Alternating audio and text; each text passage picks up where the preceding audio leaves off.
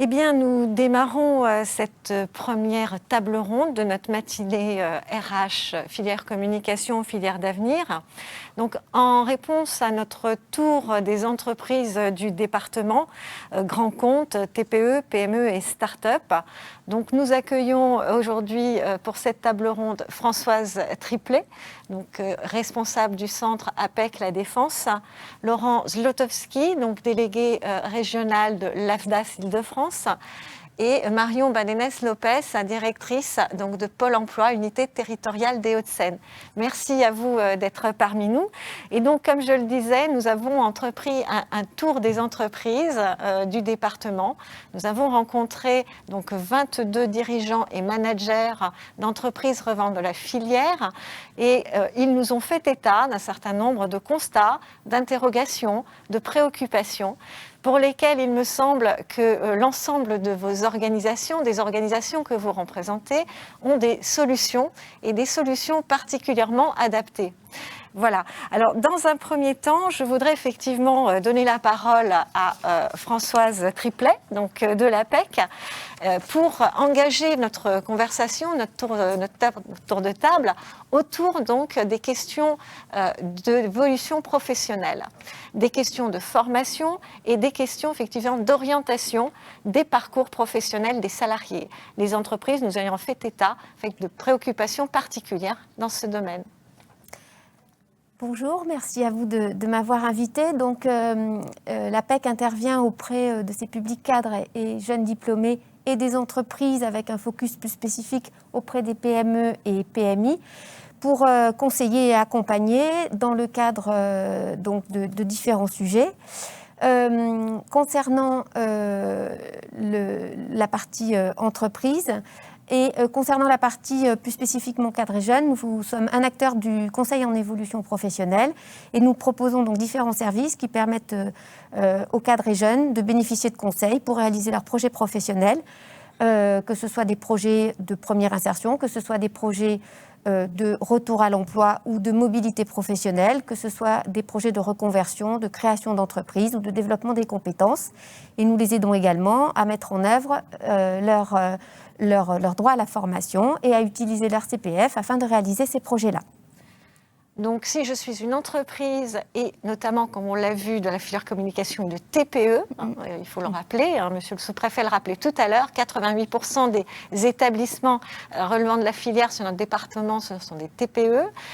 Et si je suis un dirigeant ou un salarié, donc je peux m'adresser à l'APEC, si effectivement mes salariés donc, relèvent du régime des cadres. On verra ensuite qu'effectivement la Pôle emploi propose également un service aux non-cadres. Donc je m'adresse directement à l'APEC et le service est gratuit. Alors, le service est gratuit. En fait, il est préfinancé par les cotisations, mais bien sûr, du coup, pour les entreprises, il est gratuit. Nos actions sont effectivement prioritairement orientées vers les PME et TPE qui peuvent être un peu moins structurées, effectivement, pour répondre à un certain nombre de besoins RH qu'elles peuvent avoir. Donc, nous proposons des services plutôt orientés aussi sur le recrutement, avec des accompagnements de la rédaction d'offres jusqu'au sourcing des candidatures, voire jusqu'à l'intégration des candidats. Nous proposons également à des entreprises de revisiter tout leur processus de recrutement et de sourcing. Et nous pouvons intervenir aussi sur des sujets comme la marque employeur, qui est un des sujets aujourd'hui un peu phares sur lequel nous sollicitent les entreprises. Leur objectif étant de se rendre visible et de se rendre visible favorablement des candidats pour pouvoir attirer les meilleurs profils en réponse à leurs besoins. Alors justement, donc encore une fois, je me mets dans la peau d'un dirigeant de TPE, PME. Effectivement, ma visibilité, ma marque employeur est peut-être moins aboutie que celle d'un grand compte. On connaît effectivement le contexte de guerre des talents qui est le nôtre, et notamment dans la filière communication. Donc précisément, je peux bénéficier à la fois d'un diagnostic et d'un accompagnement ? Absolument. Diagnostic de la marque employeur de l'entreprise.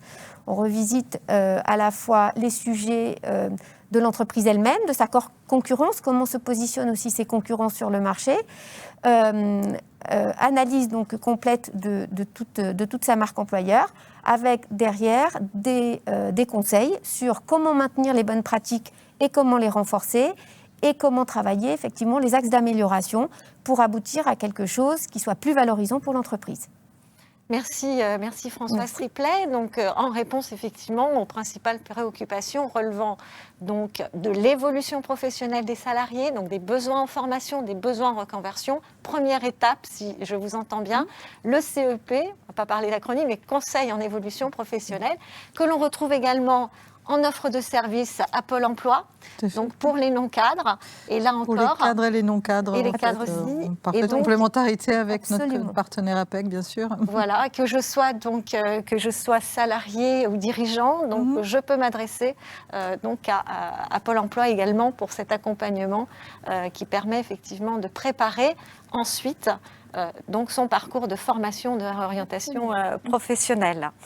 Alors, merci pour ces réponses, effectivement, qui ont trait à la marque employeur, à la fidélisation aussi des talents, parce qu'il ne suffit pas de les attirer, encore faut-il les garder, et c'est là aussi une des préoccupations des entreprises que nous avons rencontrées. Donc, Marion Badenès-Lopez, donc, je voudrais vous interroger, vous, plus particulièrement, sur les aides à l'emploi et à la formation. Nos entreprises donc, nous ont effectivement informés de leur volonté de s'inscrire aussi dans ces dispositifs. Et l'on sait qu'effectivement, le gouvernement a déployé des moyens importants pour faire face à la crise et pour préparer le rebond. Donc voilà, si je suis un employeur, j'ai mon candidat, puisque j'ai bénéficié déjà d'un certain nombre d'accompagnements, comment effectivement faire matcher le recrutement, le candidat et la bonne mesure?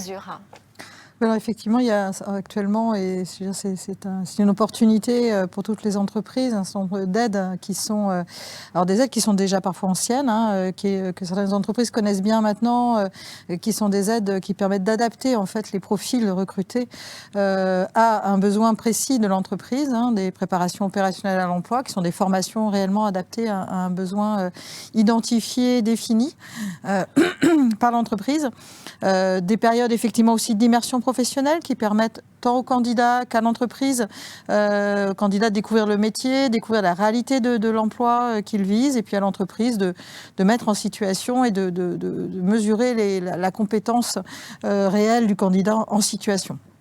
On dirait que toutes ces aides sont des aides que nous avions mobilisées très régulièrement et que nous mobilisons encore fortement, surtout dans cette période où effectivement les compétences évoluent et les besoins des entreprises évoluent et doivent s'adapter à un environnement qui est un peu différent de ce que nous pouvions connaître auparavant. Donc je dirais des deux côtés, candidats et entreprises, ce sont des aides importantes. Par ailleurs, effectivement, nous avons la possibilité de mettre en place des mesures d'aide, notamment de soutien à l'emploi, à travers des contrats aidés, des contrats soit effectivement pour les entreprises du secteur marchand, qui sont les emplois francs, donc s'il y a un recrutement d'une personne jeune ou moins jeune, issue d'un quartier prioritaire de la ville. Donc ça, c'est une aide très importante qui permet de prendre en charge une partie du salaire, à condition effectivement qu'il y ait un contrat, c'est une prime sur un contrat de 6 mois ou un CDI. Voilà, des contrats initiative emploi qui sont aussi une prise en charge d'une partie importante d'une subvention au salarial, donc qui permet de recruter des jeunes et aussi des parcours emploi compétences pour les entreprises du secteur non marchand, les associations qui peuvent aussi être en situation de recruter des profils de jeunes. Alors il y a aussi la prime jeune qui permet encore pendant quelques mois de profiter d'un abondement financier de façon à soutenir notamment les petites entreprises qui hésiteraient à recruter un profil jeune, alors évidemment qui demandent de l'accompagnement ou de la formation. Et puis bien sûr toutes les aides à l'alternance, apprentissage qui sont essentielles aujourd'hui, parce qu'on s'aperçoit effectivement qu'il y a un véritable engouement pour l'apprentissage et cela pour tous les métiers et tous les secteurs. Donc je dirais qu'aujourd'hui c'est une possibilité qui s'est beaucoup développée et on sent que les jeunes comme parfois les moins jeunes, puisque ça peut être accessible aussi jusqu'à à un âge un peu plus avancé. Effectivement, c'est une formule qui est très appréciée par les entreprises et par les salariés et candidats, et qui permet effectivement d'adapter vraiment la formation aux besoins d'une entreprise. Donc voilà, c'est un soutien à l'alternance qui est aujourd'hui important et qui permet vraiment de développer cette modalité de recrutement qui est tout à fait bénéfique. Voilà. Merci. Et nous sommes donc, Pôle emploi est bien sûr au service des entreprises qui ont besoin de définir leurs besoins, de préciser les profils et surtout de se donner de la visibilité par rapport à leurs besoins, exprimer, définir les métiers, les compétences dont ils ont réellement besoin, donc développer leur visibilité auprès des candidats et des jeunes qui arrivent aujourd'hui sur le marché du travail, puisque le plan Un jeune, une solution est vraiment un axe fort de notre action aujourd'hui. Et il y a notamment également une plateforme en fait qui s'appelle Un jeune, une solution et qui permet de déposer des offres d'emploi et d'avoir toutes les informations relatives à ce plan et à toutes les aides et mesures qui sont aujourd'hui mises en œuvre pour faciliter ces recrutements. Voilà. Merci. Donc alternance, effectivement, place aux jeunes avec donc la plateforme Un jeune, une solution. Et donc si je suis une entreprise, encore une fois, de la filière communication, si j'ai un candidat, un bon candidat pour lequel il manquerait une compétence, est-ce que Pôle emploi peut nous aider à recruter et former le candidat, sachant que, encore une fois, nos entreprises nous ont fait part de cet enjeu de formation et de recrutement. Alors, voilà, il faut que je forme à une compétence, mais voilà, est-ce que je peux coupler formation et recrutement ? Bien sûr, nous avons des dispositifs tels que la préparation opérationnelle à l'emploi ou la FPR, qui sont des dispositifs justement pensés pour adapter en fait, des compétences à un besoin précis de l'entreprise, qui sont des formations courtes et vraiment sur mesure, avec éventuellement mobilisation d'un organisme de formation qui propose un parcours de formation et de développement de compétences adapté aux besoins de l'entreprise. Donc effectivement, c'est une aide importante. On peut faire aussi des préparations opérationnelles à l'emploi collectives en lien avec les OPCO, de façon à pouvoir adapter, s'il y a un besoin, si une entreprise peut-être de plus grande taille, ou plusieurs entreprises ont le même besoin, de pouvoir former des collectifs de demandeurs d'emploi pour les préparer à l'intégration dans ces entreprises-là. Donc effectivement, il ne faut pas hésiter à se rapprocher des agences de Pôle emploi pour définir ce besoin et trouver la meilleure solution qui concrètement, alors là effectivement ce qui est demandé à l'issue de cette formation, c'est que les entreprises s'engagent à recruter, ou du moins effectivement à proposer un contrat aux salariés qui sont formés spécifiquement pour leur offre d'emploi. Voilà.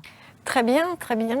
Donc je pense qu'on va pouvoir passer aussi la parole à Laurence Zlotowski.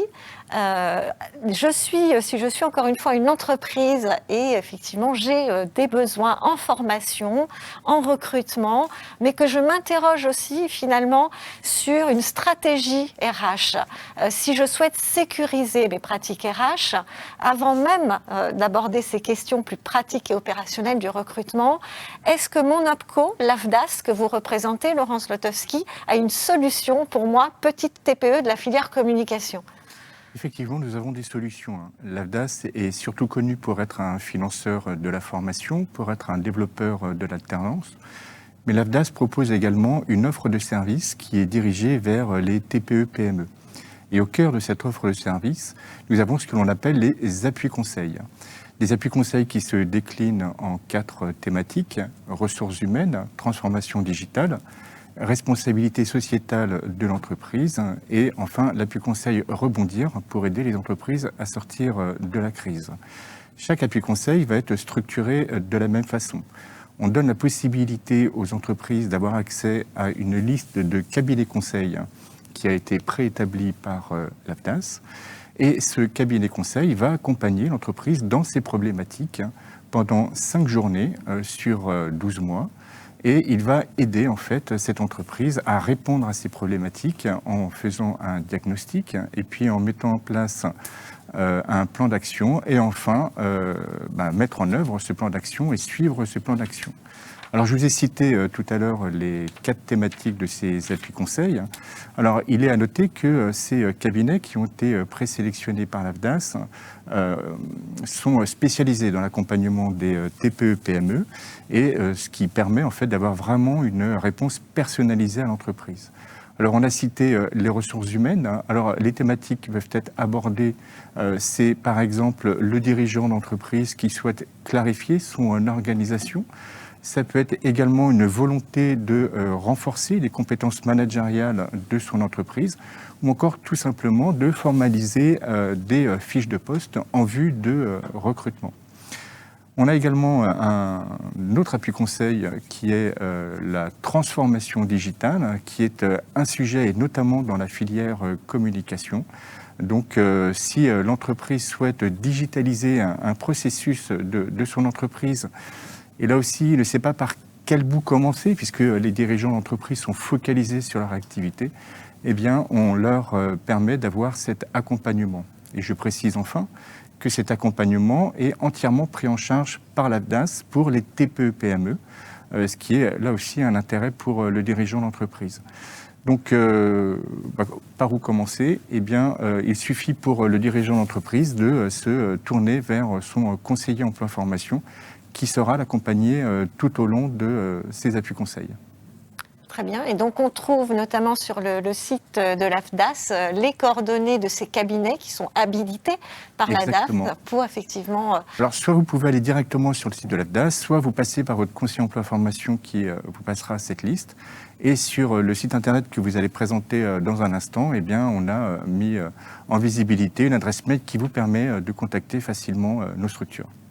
Très bien. Et comme vous le disiez fort justement, Laurence Zlotowski, quand je suis un dirigeant d'une entreprise relevant de la communication sur les Hauts-de-Seine, donc je suis à 88% une entreprise de moins de 5 salariés, je ne dispose pas du temps ou des ressources nécessaires en interne et je me focalise sur le développement de l'activité de mon entreprise et donc effectivement je peux m'appuyer sur ces dispositifs qui permettront effectivement de pouvoir parfaire mes pratiques managériales. Voilà.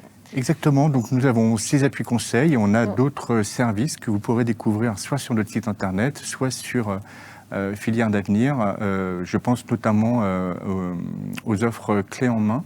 Souvent, on a une volonté de former ses collaborateurs, mais on n'a pas forcément la connaissance du bon OF, du bon organisme de formation, qui va proposer telle ou telle offre. Eh bien, là aussi, en fonction de votre secteur d'activité, et c'est un travail qui est mené avec les partenaires sociaux des branches professionnelles, on va identifier des thématiques, on va identifier des organismes de formation et on va identifier leurs offres.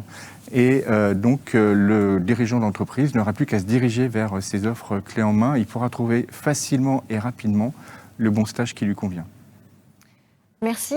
Donc, encore à nouveau, un dirigeant d'entreprise pourra effectivement, grâce à vos offres de services que vous avez si bien présentées et déclinées, aborder en fait cette période difficile qui nous met face à des enjeux donc de reconversion des salariés, des enjeux de recrutement, de formation, de management face à la digitalisation des process, notamment dans cette filière, comme vous le disiez, et face aux enjeux aussi qui sont liés aux nouveaux modes de travail. Et Dieu sait que la crise nous a confrontés à des nouvelles formes de travail, verticaux, horizontaux, et évidemment à des formes en distanciel qu'il faut effectivement maîtriser pour bien manager. Voilà. Eh bien, écoutez, Françoise Triplet, Laurence Zlotowski et Marion Badenès-Nopès, écoutez, je vous remercie. Je pense que nos entreprises, j'ai essayé effectivement de me mettre dans la peau de ces dirigeants, ont pu avoir aujourd'hui une présentation claire, synthétique et précise de l'offre de service de vos 3 organisations. Merci. Merci beaucoup.